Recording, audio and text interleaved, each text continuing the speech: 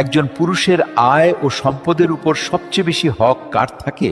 আসুন জেনে নেই। এক হুজুরের কাছে এক ব্যক্তি গেল এবং একটি প্রশ্ন করল। হুজুর খুব সুন্দর করে উদাহরণ দিয়ে উত্তর দিলেন। হুজুর বললেন, যদি একটা পুরুষের কাছে তার পরিবারের কাউকে খাওয়ানোর মতো মাত্র এক বেলার খাবার থাকে, আর সেই সময় তার ঘরে তার মাও ক্ষুধার্ত, তার বাবাও ক্ষুধার্ত, তার বোনও ক্ষুধার্ত, তার ভাইও ক্ষুধার্ত, তার মেয়েও ক্ষুধার্ত, তার ছেলে ক্ষুধার্ত এবং তার স্ত্রীও ক্ষুধার্ত, তখন ওই এক বেলার খাবারটা শুধুমাত্র তার স্ত্রীকে দেওয়া তার জন্য ওয়াজিব হবে, কারণ ওই খাবারের ওপর বাকি সবার চেয়ে স্ত্রীর হক বেশি। অর্থাৎ স্ত্রীর উপর খরচ করা স্বামীর জন্য সদকাও, ইবাদতও, আবার দায়িত্ব। কারণ স্ত্রী হলো এমন এক আত্মীয় যে আপনার রক্তের সম্পর্ক নয়, কিন্তু তার বিশ্বস্ততা দেখুন কত গভীর।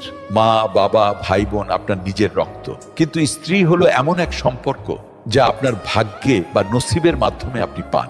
আর তারপর সে আপনার সব ক্লান্তি, সব ব্যথা এবং সব দুশ্চিন্তা ভাগ করে নেয়। তার মনে আপনার জন্য দোয়াও থাকে, আবার আপনার জন্য তার ত্যাগও থাকে। আর আল্লাহ এই সম্পর্ক নিয়ে বলেছেন, নারীরা তোমাদের জন্য পোশাক স্বরূপ আর তোমরা তাদের জন্য পোশাক স্বরূপ। অর্থাৎ স্বামী ও স্ত্রী একে অপরের সাহারা, ইজ্জত এবং পর্দা।